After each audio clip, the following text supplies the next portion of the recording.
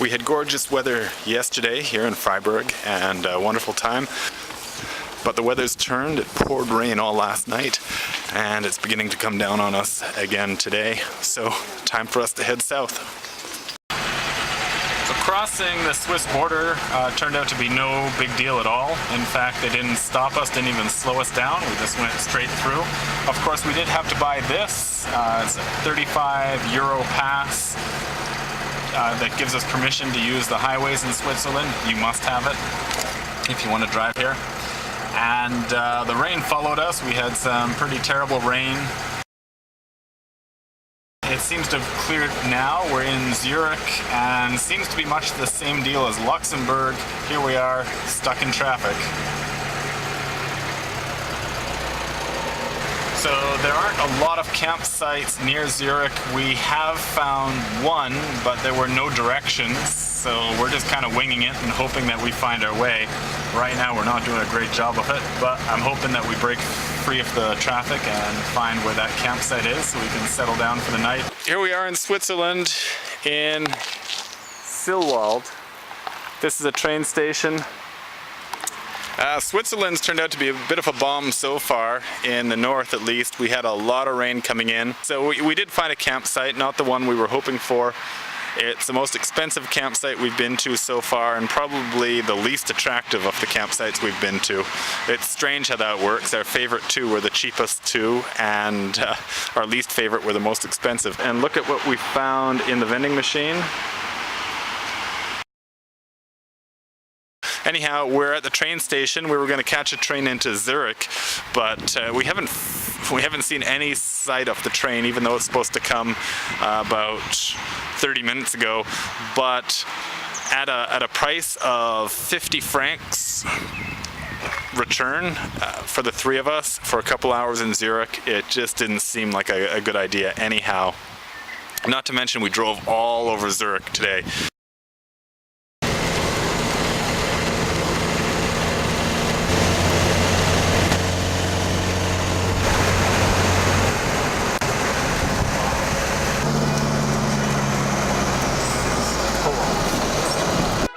Somehow surrounded by this kind of natural beauty, it's not quite so bad to be freezing cold and damp and starving because I haven't had breakfast and we don't know where to find food.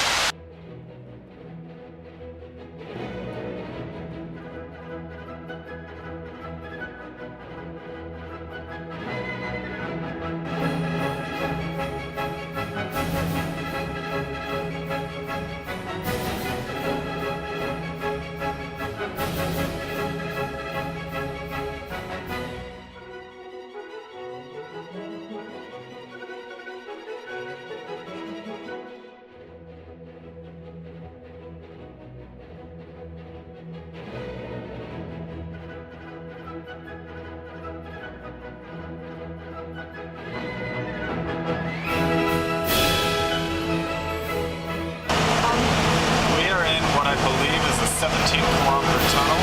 It feels like we've been driving in it forever. Not a place you want to be if you're claustrophobic.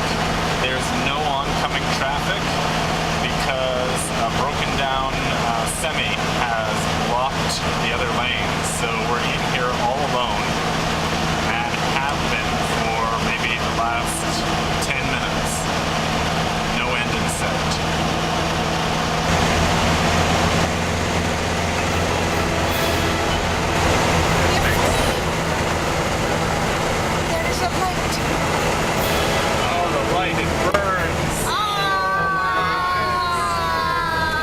Somehow I imagined in a country famous for precision clockwork that the road signs and road networks would be precise and accurate and easy to follow.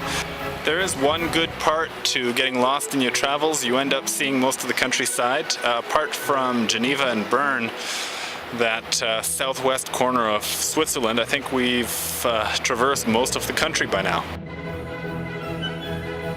I'd have to say this is the nicest truck stop that we've stopped at out of two. I like the washrooms, very, very clean and sanitary. The Swiss Army knife of washrooms, as it were. So here's some interesting roadside washrooms for you. high tech. So here's the toilet seat, soap, water,